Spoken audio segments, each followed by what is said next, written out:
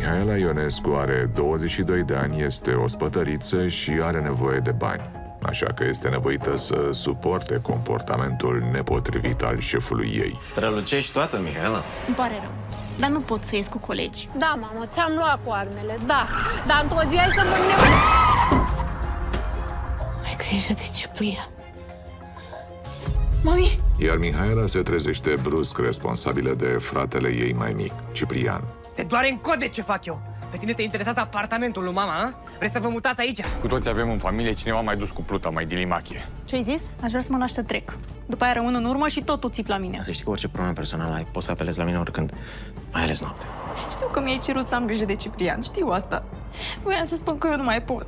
Însă lucrurile se complică și mai tare pentru Mihaela. Nu trebuie să-ți faci griji că se află sau ceva, pentru că am încuiat toate ușile și am oprit toate camerele. Suntem doar noi. Silviu a blocat în restaurant. Cheamă ajutoare repede. Serios, mă, iar tu? Ce vrei, o vrei pe coajă? Mihaela are mari probleme. Super, să se descurce singură. Oricum ea le știe pe toate. Oare va reuși Ciprian să o salveze pe Mihaela? Și ce se va întâmpla cu mama lor? Mihaela, deschide. Hai că vreau doar să vorbim. La început. Mihaela! Haide, Ciprian, hai, Ciprian!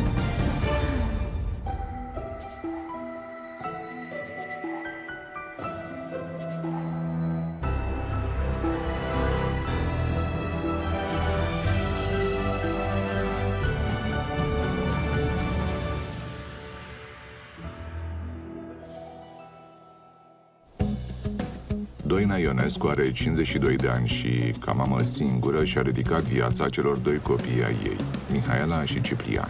Mihaela s-a descurcat mereu, însă fiul ei... Ciprian, te rog frumos, nu.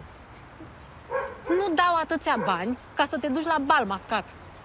Nu mă interesează că nu se cheamă bal mascat. Da, se cheamă cosplay, convention, draci-laci. Ai mâncat ce ți-am lăsat? Ciprian, te rog frumos, mai așteaptă puțin. Ajung imediat acasă și stăm de vorbă. Mamă, mă, ce naiba? Ai 19 ani, nu mai ai 9 ani, te rog frumos. Se zice că dacă ai băiat, e mult mai ușor. E mai ușor pe naiba. Să stea cineva cu Ciprian al meu măcar o săptămână. Să vedem după aia ce zice. Sigur ajunge la nebuni, la bălăceanca. Da, mamă, ți-am luat cu armele, da. Dar într-o zi ai să mă... Într-o altă parte a orașului, Mihaela tocmai și-a început tura la restaurantul la care lucrează. Fata nu știe nimic despre accidentul mamei sale. Chiar și așa are propriile sale probleme. Strălucești toată, Mihaela. Ți se pare? Vezi că s-au ars niște becuri pe terasă. Poate de-aia vezi lumina altfel. Dacă aș fi fost cu 15 ani mai tânăr Și dacă ai avea cu 15 milioane mai mult în cont? și limba asta ascuțită, ce mi-ar plăcea să o aud în fiecare dimineață la cafea. Da, și mie mi-ar plăcea să fiu mâine în Dubai, dar asta nu înseamnă că o să se și întâmple. Dar lasă că ajungem și acolo. Silviu, îmi pare rău, dar nu pot să ies cu colegi. Scrie în regulament. Ar trebui să știi că tu l-ai scris, nu?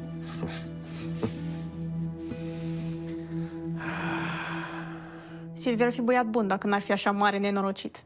De fiecare dată când vorbesc cu el, mă simt așa murdară, de parcă ar trebui să fac duș. 10 fete au plecat în ultimul an. Aș pleca și eu. Dar unde să mă duc? Mai ales că banii din bacșișuri sunt chiar buni.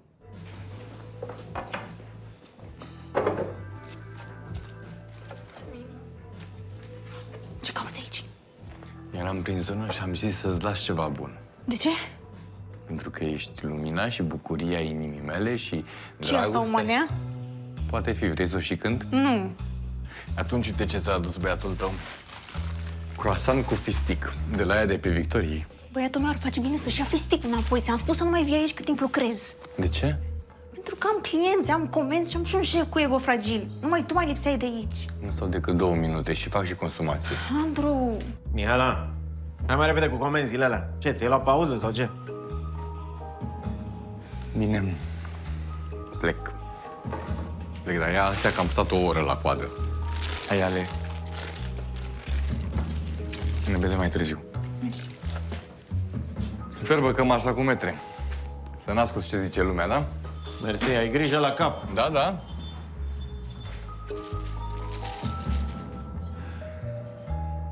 Sunt cu Mihaela de 6 luni și în continuare nu știu dacă sunt sau nu sunt cu ea. Într-o clipă se uită cal la mine și în alta se uită de parcă aș fi ultimul gunoi. E frustrant, pe bune. Pe de altă parte, n-am mai întâlnit pe cineva ca ea până acum. Mihaela a terminat în sfârșit tura și abia așteaptă să meargă acasă. Din păcate, nu o să ajungă acolo prea curând pentru că primește o veste la care nu se aștepta.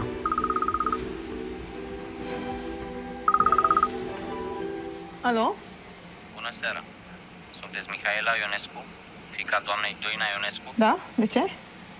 Vă sunt de la Spitalul Universitar. Cred că ar fi bine să veniți aici. De ce? Doamna Ionescu a avut un accident. Cum adică accident? Ce accident? Ce s-a întâmplat? Veniți aici, vă rog. Alo? Alo?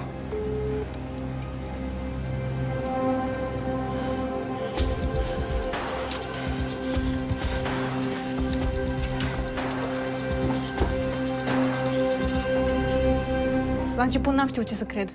Am crezut că e o farsă, că e o escrocherie din aia cu accidentul. Dar nu era nicio escrocherie. Mai bine ar fi fost. Mihaela ajunge cu inima strânsă la spital. Nu știe la ce să se aștepte. Vocea de la telefon nu i-a dat detalii. E condusă la salonul mamei ei și află că Doina nu este într-o stare prea bună. Mami? Mami, sunt aici.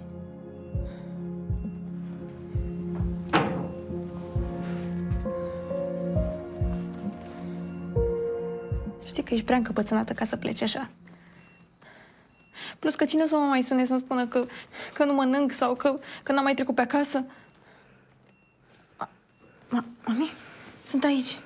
Spune, ce e? Ai grijă. Ce?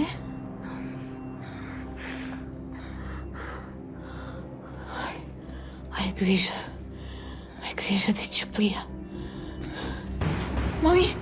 Mami! Ajutor! Să mă ajute cineva! Nu-mi trece prin minte niciun moment în care mama să nu fi fost stâlpul familiei. Ea mereu a fost cea care ne-a adunat pe toți la oaltă și a avut grijă de noi. Doar că de acum încolo, cred că o să trebuiască să fac eu asta. Dar nu știu dacă o să mă descurc. Eu abia am grijă de mine. Alertat de un mesaj al Mihaelei, Andru vine și el la spital. Băiatul știe că nu poate ajuta prea mult, dar speră ca măcar să o susțină emoțional pe iubita lui. M-am venit imediat ce am citit mesajul. E bine? E în comă!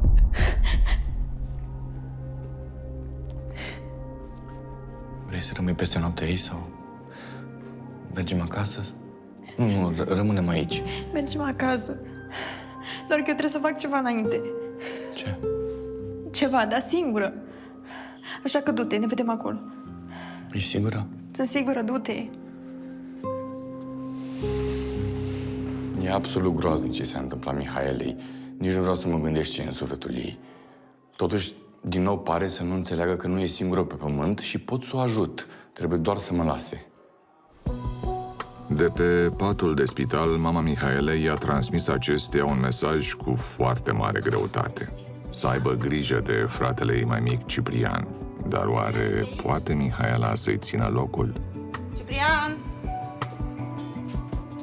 Cine îndrăznește să-l deranjeze pe Marele Misteriu? Pitocule, m-ai speriat! Ce ai, nu-i sănătos la cap? Spune-mi ce dorești, muritoare de rând, și am să-ți cruț viața. Doresc să termin cu prostiile, Ciprian. Nu știu cine e acest Ciprian, eu sunt Marele Wizard, de level 62, Misterio! Bă, chiar n-am chef, nu de asta am venit.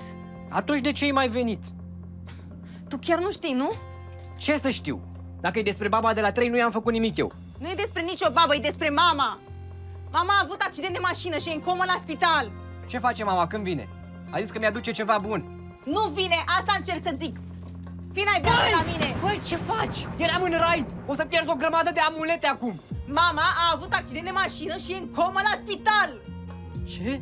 Da, în timp ce pe tine te interesează braidurile și amuletele și să trăiești într-o fantezie de 2 bani ca un copil, mama se luptă să trăiască. Nu e o fantezie de doi bani, da? Și să nu te mai atingi niciodată de calculatorul meu. Deja aici nu mai e vorba de sensibilitate sau imaturitate sau orice altceva. E direct nesimțire. Nu-i pasă decât de el. Uite cine vorbea. Mă, tu ești psihopat? Eu îți spun că mama a avut accident și tu nu schițezi niciun gest? În halul ăsta ai ajuns? De ce trebuie toată lumea să fie ca tine? Nu putem să fim și noi diferiți? Și cu asta cred că am zis tot. Așa cum era de așteptat, pasiunea lui Ciprian pentru jocuri și lumea fantasy nu-i provoacă neplăceri numai în familie, ci și în lumea exterioară. Mai ales că este foarte greu să nu-l observi. Stai așa, uite aici. Necuratul! Necuratul! Să strângi după câine, mâncai coada! Firai tu să fii de nesimțit ce ești? Ce crezi că eu nu știu unde stai și cine ești? Crezi că mă sperii tu pe mine să dau una cu sacoșa asta de nu te vezi? Parazitule ce ești, te blestem să te împiedici în cârpele alea, să-ți rup gâtul. Te blestem level 12 cu sabie nemoartă, să faci bube harpie! Harpie, ești tu cu măca care te-a făcut droga. Dita mai hândră umbră în câlpele alea de carnaval în loc să muncească ceva, să facă o meserie. Ăsta în 2-3 ani de la lume în cap să le ia banii. Ascultați-mă ce vă spun eu. Dar nu e vina lor, e vina părinților. În lipsa mamei sale, Ciprian nu e în stare să-și poarte singur de grijă, chiar dacă are 19 ani. Așa că Mihaela trebuie să se îngrijească de fratele ei, așa cum a promis. În scurt timp însă, fata începe să regrete. Așa nu se mai poate, fetița mea. Face ca toate alea pe scara blocului și țipă mașini speriat. Știu și îmi pare rău, doamna Florin. Dar e sănătos la cap? Că dacă nu e sănătos la cap, duceți-l la balamuc. E sănătos, dar așa e el, mai copilăros. Copilăros? Ascultă la mine ăsta, sigur se droghează. Nu, îi place să se joace și să se costumeze, atât. A scos o sabie la mine, Doamne ferește. A speriat-o și pe Pepi. Săraca Pepița acum nu mai iese de sub padă, frică. Îmi pare rău încă o dată, și pentru dumneavoastră și pentru Pepița. Păi să-ți pară și să faceți ceva cu el, da? Să-i aduceți mințile la cap, că dacă nu, chem poliția la ușă. O să vorbesc cu el, îmi pare rău. Asta mă lipsea. Să mă știe tot blocul că sunt sora ciudatului care sperie babe. După ce că l-ajut și am grijă de el, mai face și tâmpenii din astea. Să ajungem la știri. Promisiunea făcută mamei sale o obligă pe Mihaela să aibă grijă de Ciprian. Dar asta nu înseamnă că trebuie să-l și menajeze. Nu ți-e, mă, de ajuns că mama e cum e? Acum te-a pus și tu să faci circ în bloc? E problema lor, nu a mea, da? Dacă făceam aia infart și o aveai pe conștiință, tu chiar nu te gândești? Nici o șansă, e rezistentă arătare. Ciprian, ai amenințat-o cu o suliță! Era o sabie elf regenerativă, dar mă rog, dacă atâta înțelege ea... Ce mi-a dus aici? Eu nu mănânc așa ceva. Ia-o de aici că nu-mi place. Poftim, ba da, o mănânci și o să-ți și placă. Ia, hai, gata cu comentariile. După ce că-ți dau de mâncare ca la copiii de grădiniță, mai și comentezi? Mama ar fi știut și nu mi-ar fi adus așa ceva, da? Ei bine, mama nu e aici și eu nu sunt maică ta. Apropo, ce faci? Dar de ce nu te duci pe un vultur până la ea ca să zbori să vezi ce face? E la fel, nu s-a schimbat nimic. N-am vrut să o sperii pe isterica aia. Dar oricum și-o merita. Nu strânge niciodată după javra ei, e plin trotuarul de mizerie de la câinele ei. Și mereu o bârfește pe mama cu celelalte mahalagioaice. De unde știi tu? A auzit-o. Dar mi-e și mai departe de pioșcul de jos de când am terminat școala. Deci cam de un an. Ce rost are? Oricum n-am ce face acolo afară. Acasă am jocurile mele, stau pe net, citesc. Nu deranjez pe nimeni, nu mă deranjează nimeni. Te doare în cod de ce fac eu! Pe tine te interesează apartamentul lui mama, a? Vrei să vă mutați aici? Cu toți avem în familie cineva mai dus cu pluta, mai dilimache. Ce ai zis? Aș vrea să mă lași să trec. După aia rămân în urmă și tot tu țipi la mine. Să știi că orice problemă personală ai, poți să apelezi la mine oricând, mai ales noaptea. Știu că mi-ai cerut să am grijă de Ciprian, știu asta. Voiam să spun că eu nu mai pot. Faci ce vrei. La data viitoare, când lumea o să te considere un ratat, să nu te miri, da? Ce-ai zis, mă? Aveți, mă, v-a stâmpit, ce-i asta? De azi înainte ești pe cont propriu.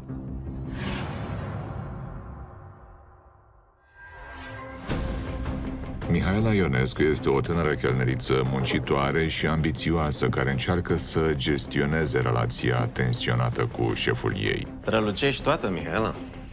Ți se pare? Îmi pare rău. Dar nu pot să ies cu colegi. Da, mamă, ți-am luat coarnele, da. Dar într-o zi ai să mă nebunești.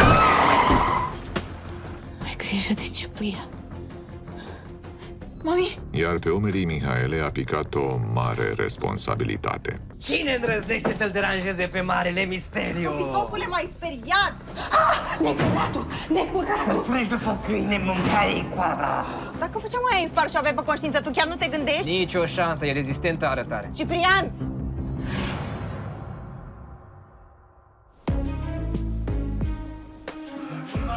Cine mai e acum?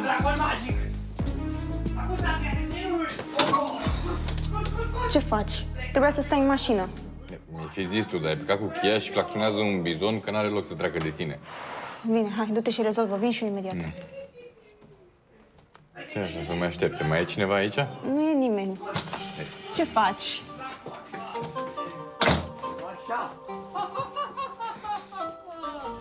Plecați-vă toți în fața lui Mister! Asta cine mai e? E frate meu mai mic. Hai să mergem. Nu mi-ai zis niciodată că ai un frate. Hai noroc, frățioare! Care-i treaba? Cine e ăsta? Aoleu, Doamne, ok, bine.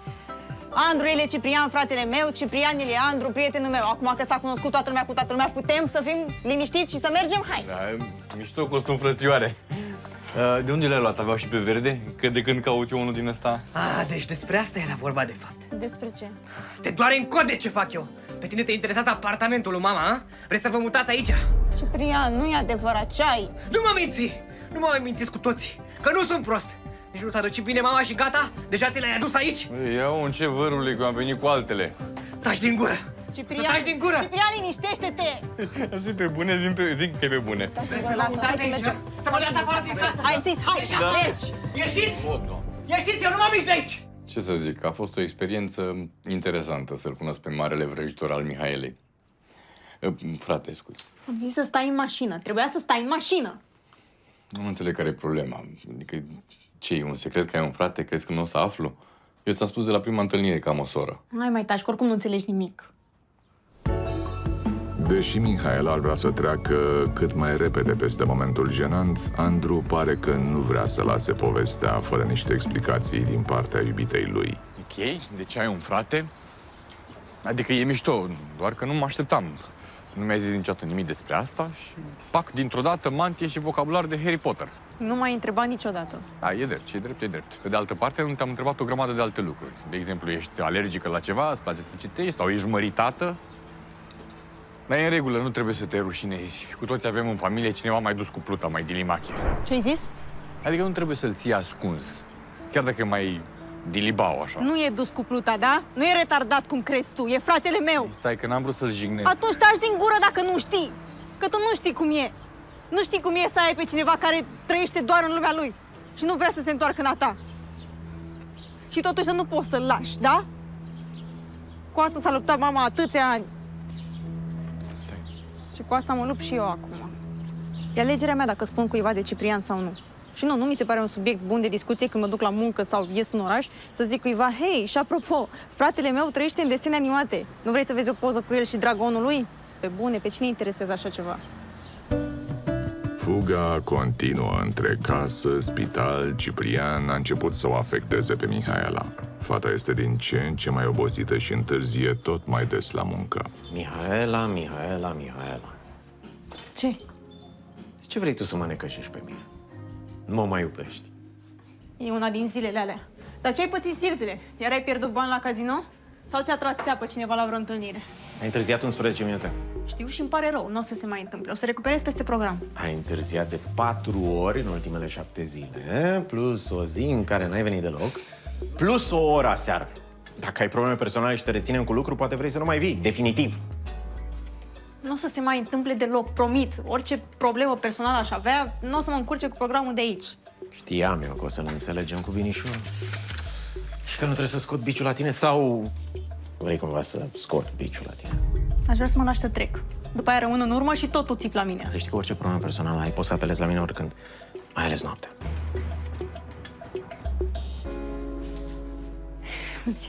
Silviu, ăsta e ca o hienă. Imediat cum simte puțină slăbiciune, te-a și înhățat.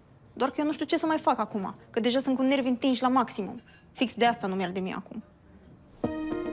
În zilele ce urmează, Mihaela face tot ce poate ca să-i mulțumească pe cei din jur și să rămână cu capul la suprafață. Dar așa ajunge să-și facă mai mult rău singură. Mihaela, hai mai repede!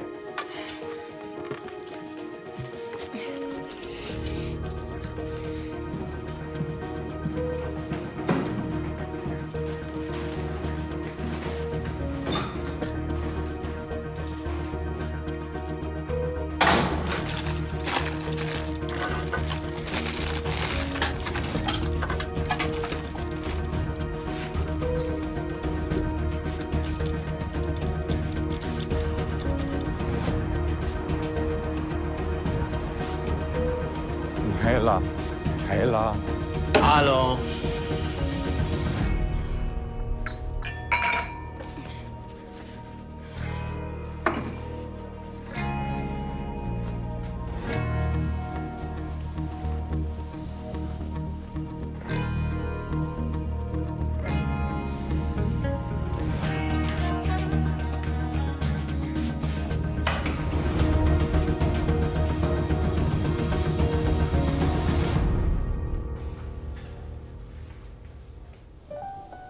A trecut mai mult de o săptămână de la accident și starea doinei nu s-a îmbunătățit.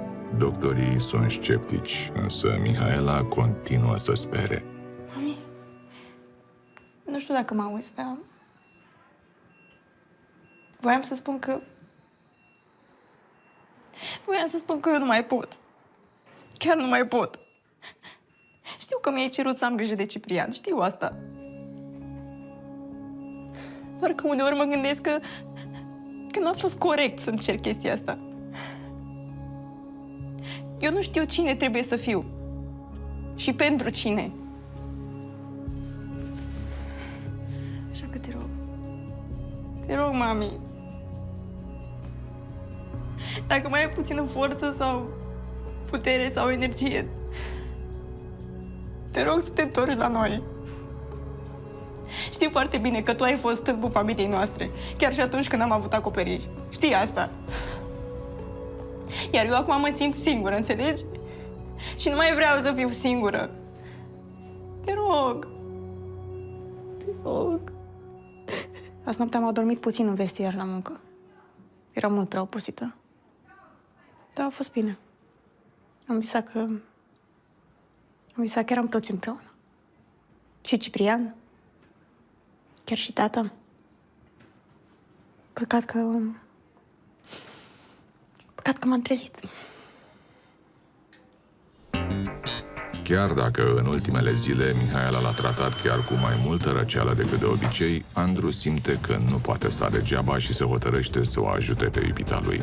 Și cum majoritatea problemelor ei pornesc de la Ciprian...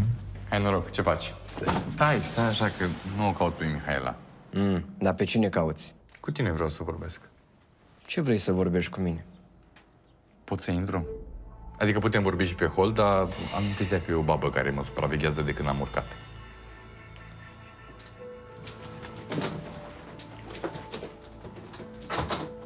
Mihaela nu vrea să mă lase să o ajut. Am întrebat-o de nu știu câte ori și de fiecare dată o oftează și dă din cap că nu am cu ce. Dar eu nu cred că e chiar așa. Dacă ne unim cu toții și facem un efort, putem să ne organizăm mai bine. Uite care e treaba. Mihaela e praf. Și nu cred că trebuie să zic eu ce trebuie să faci.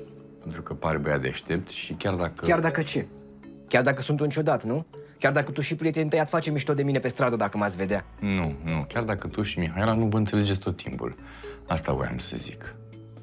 Dacă ți le ia măcar puțin, ai pune pe pauză tot ce faci aici. Adică ce? Jocurile, mantia, rimelul. Adică sunt mișto, sunt faine, mie chiar îmi plac pe bune. Dar cred că e momentul să cobor puțin cu picioarele pe pământ. Măi, Mihaela se usucă pe picioare. Aleargă în continuu. Aleargă să-ți facă ție cumpărăturile, după aia la spital. Și tu ce faci? Te ascunzi în spatele unui ecran și te joci. Emoționant. Câtă grijă ai tu de sora mea pentru cineva care nu există. Mie îmi place să cred că există. Atunci de ce Mihaela nu ne-a spus niciodată nimic despre tine? De cât timp sunteți împreună? Din ianuarie. Oh, din ianuarie? Ciudat. Din ianuarie până acum n-am auzit-o vreodată să spună că ar avea vreun iubit. cu atât mai puțin ca acela ai fi tu. Și poate cu mine nu vorbește, dar cu mama, Sunt sigur că a avut foarte multe pe cap. poate. Sau poate pur și simplu nu însemn nimic pentru ea. Te-ai gândit la asta? Dar ce legătură au toate astea cu ce am spus eu? Trebuie să lași joaca și să o ajuți pe Mihaela. Pare un sfat bun, dar de ce aș asculta de sfaturi de la cineva care nu există? Ok, amice. Știi ceva? Faci ce vrei.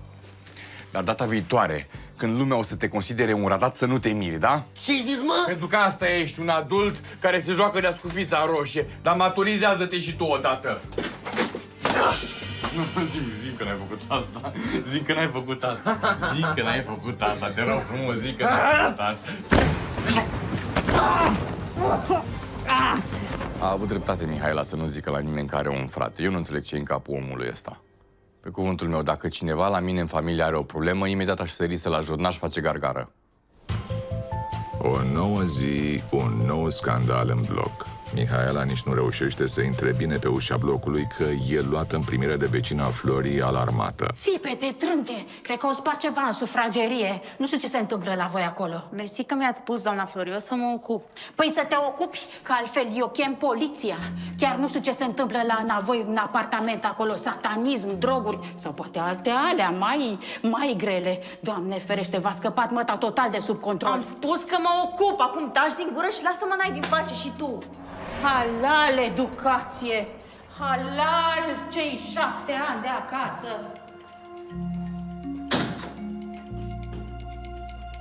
Am venit să-l văd pe Ciprian și a sărit nebuna asta pe mine. Că ce se întâmplă, că ea nu mai poate să trăiască în dezordine și haos. Zici că au năvălit cel puțin turcii peste ea în apartament. Mihaela intră în apartament și dă peste un adevărat câmp de luptă. Gata, oprește-te, Aveți, gata! mă, v-a stâmpit, ce e asta? El a început. Nu el a început. Nu mă interesează cine a început, da? Ce aveți 3 ani? Chiar nu se poate să vă las singuri fără să vă scoateți ochii? Iar tu trebuie să-ți bagi mințile în cap, ai înțeles? Mama e în spital și tu stai să te joci cu mantia și să te lupți cu sabia. Ce-ai? Tu chiar nu ești sănătos? Și nu, Ciprian, nu-i vorba despre a fi neînțeles sau diferit, da? Ești pur și simplu leneș, irresponsabil și egoist. Ești egoist pentru că alegi să nu vezi cât de tare mă distrugi în fiecare zi. Vrei să fii vrăjitor? Foarte bine, fii vrăjitor. Dar eu de azi înainte nu mai fac nimic, ai înțeles? De azi înainte ești pe cont propriu. Îți faci de mâncare, îți speli și nu-ți mai dau niciun ban. Pentru că dacă vrei să trăiești printre oameni, atunci trebuie să te comporți ca un om. Da, exact. Și tu trebuia să ai mai mult creier, da? Tu trebuia să mă ajuți, nu să fii un Ciprian 2. Azi e ziua mea liberă, ți-am spus dimineață. Hai mă, Mihaela, mă lași așa. Te plătesc dublu. Nu trebuie să-ți faci griji că se află sau ceva, pentru că am încuiat toate ușile și am oprit toate camerele. Suntem doar noi. Mihaela! Silvia m-a blocat în restaurant. Cheamă ajutoare repede. Serios, mă, iar tu? Ce vrei, o vrei pe coajă? Mihaela are mari probleme. Super, să se descurce singură. Oricum ea le știe pe toate. Mihaela, deschide. Hai că vreau doar să vorbim.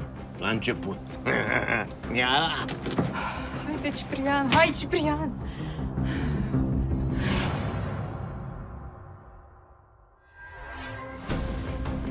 După ce mama ei a avut un accident cu mașina, Mihaela Ionescu trebuie să aibă grijă de fratele ei mai mic, Ciprian. Cine îndrăznește să-l deranjeze pe marele misteriu? Topitopule, m-ai speriat! Cu toți avem în familie cineva mai dus cu pluta, mai dilimache. Ce-ai zis? Să știi că orice problemă personală ai, poți să apelezi la mine oricând. Mai ales noaptea. Însă problemele de zi cu zi o copleșesc pe Mihaela. Voiam să spun că eu nu mai pot. Aveți, mă, v-a stâmpit, ce e asta? De azi înainte ești pe cont propriu.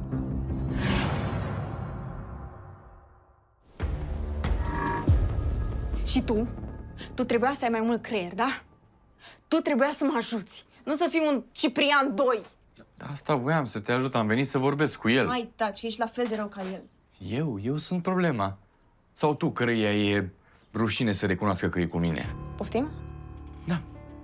Nu ai spus nimănui din familia ta că ești împreună cu mine. De fapt, cred că nu ai spus absolut nimănui. De ce, ți-e rușine? Nu mi-e rușine cu tine. Atunci? Nu e treaba lor ce fac eu, da? Și la muncă? Cu atât mai puțin la muncă. Zici de frate tu că e egoist. Dar tu ești exact la fel. Suntem împreună și îți amintești că suntem împreună doar atunci când ai un interes. Da, Andru, așa e. Așa e, ai dreptate. Îmi aduc aminte că suntem împreună doar atunci când am un interes. Iar acum interesul meu este să se facă mama bine, da? Așa că poate ar trebui să-mi văd de interesul meu și tu de-al tău separat. Ce zici? Ok, fă ce vrei. Oricum, tu le știi mai bine pe toate. Dar știi că asistentele de la spital îmi dau mai multă atenție decât îmi dai tu? Dacă Mihaela nu înțelege că vreau să o ajut și se poartă cu mine în continuare ca cu un străin, atunci poate că e mai bine așa, să ne vedem fiecare de viața lui. Rămas singur, dar cu vorbele sorei sale încă răsunându-i în urechi, Ciprian are în sfârșit o revelație. Viața nu e un joc și nimeni nu poate să-l salveze dacă nu se salvează singur. Norocul să vă conducă pașii și răzbunarea să vă ascute săbiile, băieți. O să mă retrag o vreme. Misterio... out.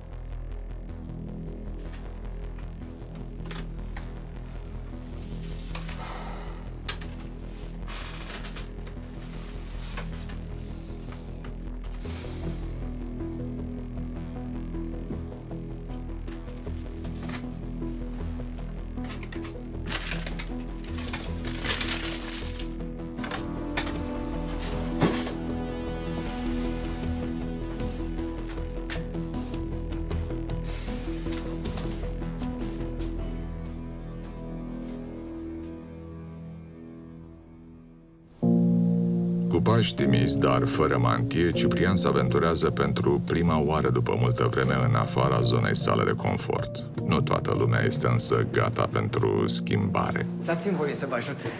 Mersi, maică, e grele ale naibii. Bravo! Uite, asta înseamnă bună creștere, maică. Dar tu, al cui ești? Te-ai mutat de curând aici? Sunt Ciprian, vecinul dumneavoastră. Ciprian Satanistul? O zi frumoasă în continuare. Doamne, Să rămână. ferește! Da. Am fost azi dimineață să mă plimb prin parc, printre oameni. A fost cel mai greu lucru pe care l-am făcut în ultimul an, dar mi-a plăcut, pentru că m-am simțit liber. În aceea seară, Mihaela merge ca de obicei la spital ca să o viziteze pe Doina, dar are parte de o surpriză. Doina nu este singură.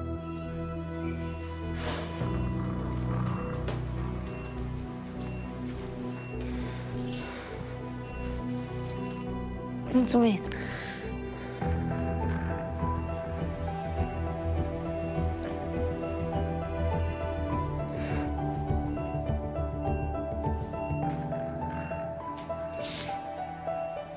Prima oară nici nu l-am recunoscut fără toate zorzoanele alea și fără negrala de la ochi.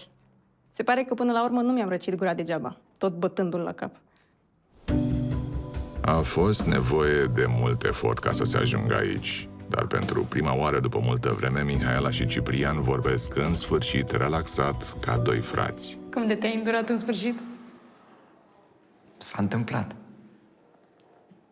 Am vrut să o văd pe mami și m-am gândit că poate nu toată lumea din spital e pregătită să vadă un vrăjitor. Te-ai gândit bine. Dar să știi că dacă nu-ți place cum arată așa, pot oricând să scot mantia din dulap. Nu, e foarte ok așa. Crezi că o să-și mai revină? Nu știu. O să vedem. E o luptătoare. Este. Oricum, mi-ar plăcea să-și revină doar ca să vadă ce am reușit să fac din tine. N-ai făcut tu nimic din mine. Nu sunt un pudel pe care să-l tunzi. A fost decizia mea. Da, bine, bine. Da.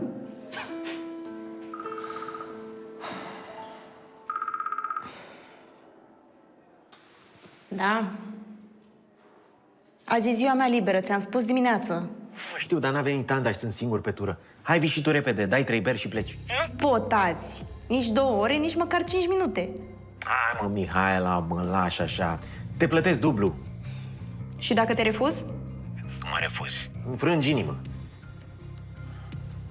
Și în cazul ăsta o să mă mai gândesc dacă vrei să faci parte din echipa asta sau nu. Clar?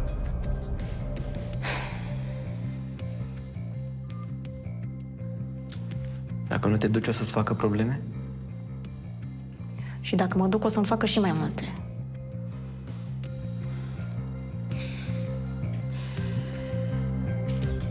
vine să-mi dau palme din cauza asta, dar n-am de ales.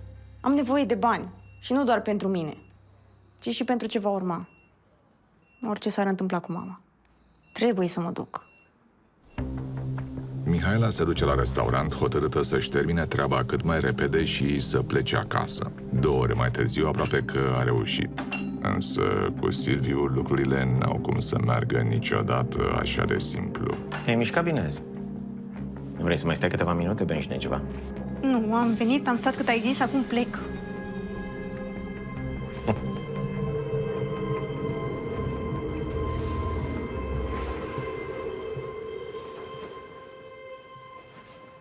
Deci, nu vrei să bei un pahar cu mine?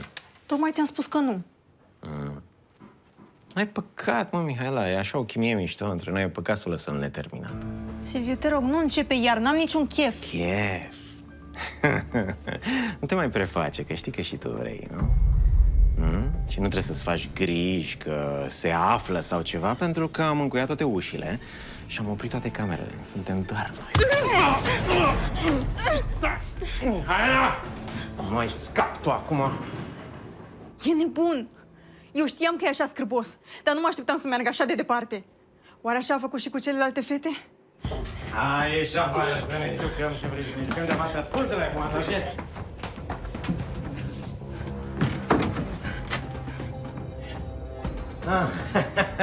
Hai, mă, Mihaela, ieși afară, hai. Hai că știi că eu nu vreau decât să vorbim la început. Hai.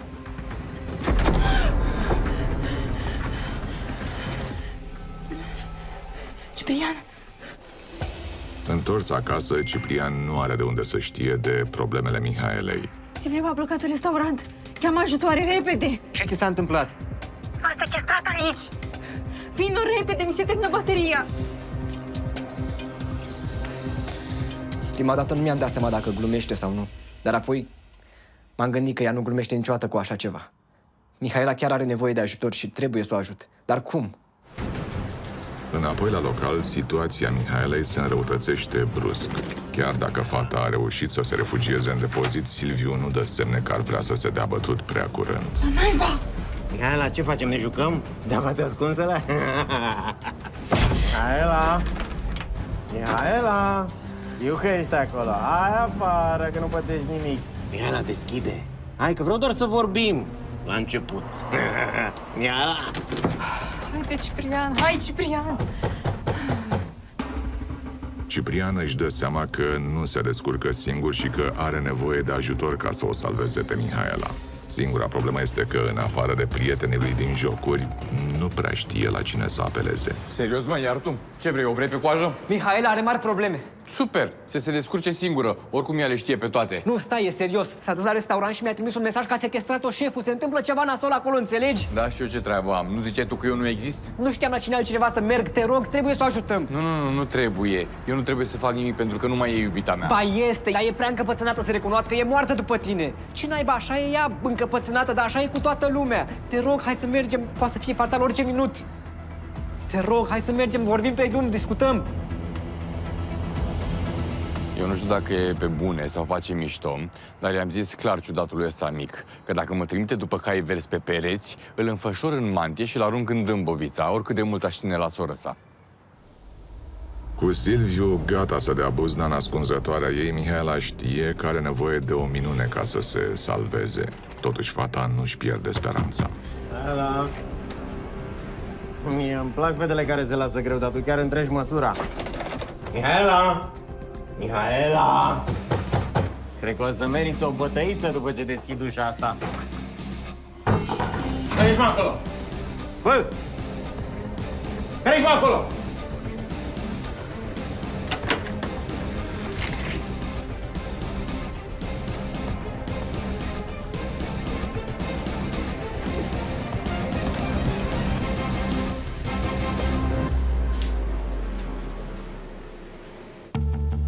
Alertat de zgomotul puternic de la intrare, Silviu renunță pe moment să o mai urmărească pe Mihaela. Să fie oare asta șansa fetei să scape? Care ești, mă? Care ești, mă, aici? Că-ți rup picioarele, mă! Care ești, mă? În numele regatului nopții, îngenunchează, vierme! Cine naiba ești, mă? Dă-i drumul Mihaelei sau o să cunoști furia lui Misterio! Ești nebun sau ce? E vrăjitor, băi, e nebun! Era și timpul, hai să mergem! Și tu măcar mersi! Mersi, hai! Nimeni nu se pune cu Misterio! Pe cuvântul meu a fost ca în filme, adrenalină pură. Wow, și dementul ăsta cu săbiuța lui, bine că n-a pățit nimic, altfel nu mă ierta soră sa în veci. Ajunsă în siguranță acasă, Mihaela a sunat la poliție. Silviu a fost reținut, iar a doua zi dimineață, fata împreună cu Andru și Ciprian au fost chemați la audieri. Știam că Silviu nu are toate țiglele pe casă, dar nu mă așteptam să fie chiar așa de diliu. Te-ai gândit că poate e și vina ta? Adică e posibil să ai efectul ăsta asupra bărbaților. Vrei să vezi și ce efect de ochi vânăt pot să am? E bine totuși că i-ai făcut plângere. L-au băgat la răcoare și nu cred că vom auzi prea curând de el. Mai ales că l-a înfrânt marele vrăjitor. Vrăjitor care speram că a ieșit la pensie. A ieșit. A avut doar un scurt comeback la cererea publicului. Foarte bine, nu? Că altfel poate pățea ceva accident cu foc. Vechitura asta nu mai iese din dulap. Decât la comiconuri, poate.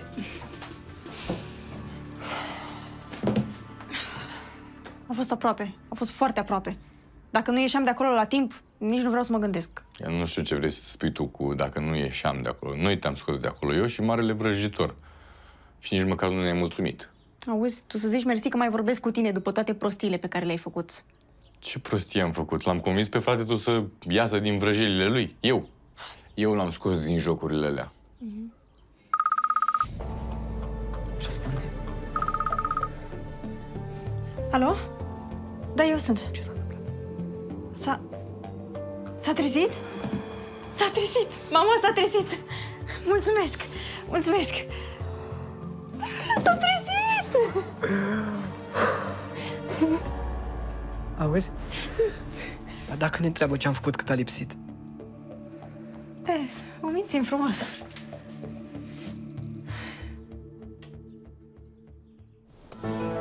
Conduși de Andru, Mihaela și Ciprian se grăbesc la spital. Încă nu știu la ce să se aștepte, dar vestea că starea mamei lor s-a îmbunătățit le dă speranță. Doamne, ce frică mi-a fost că nu o să vă mai văd. Uite că încă ești cu noi aici. N-a fost ușor săptămânile astea. N-a fost ușor deloc. Dar sunt sigură că de acum înainte chiar o să fie bine. O să fie mai bine decât înainte, pentru că ne-am regăsit. Ciprian, mamă, dar ce cu tine? Ești bolnav? Unde ți-e mantia? I-a rămas mic. Uneori viața nu ne cere voie să ne facă să ne maturizăm. Ne smulge din ce știm și ne lasă singuri. Dar din haos și frică poate ieși ceva neașteptat. Curajul de a ne schimba și de a deveni mai buni cu noi și cu alții, chiar și atunci când nu suntem siguri de ce înseamnă asta.